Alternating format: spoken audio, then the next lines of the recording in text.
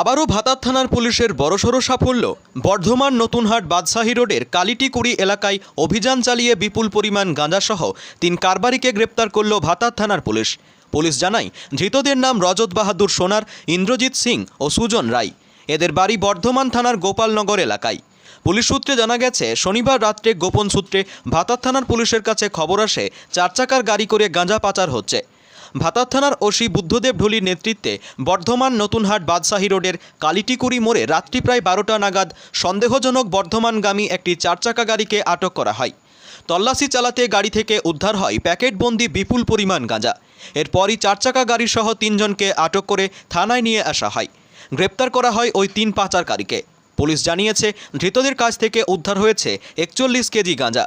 ধৃতদের বিরুদ্ধে সংশ্লিষ্ট ধারায় মামলা রুজু করে রবিবার বর্ধমান আদালতে পেশ করা হয়। ধৃতদের হেফাজতে নিয়ে পুলিশ ঘটনা তদন্ত শুরু করবে। পূর্ব বর্ধমানের ভাতার থেকে শেখ মিলন ও আব্দুল হানিফের রিপোর্ট,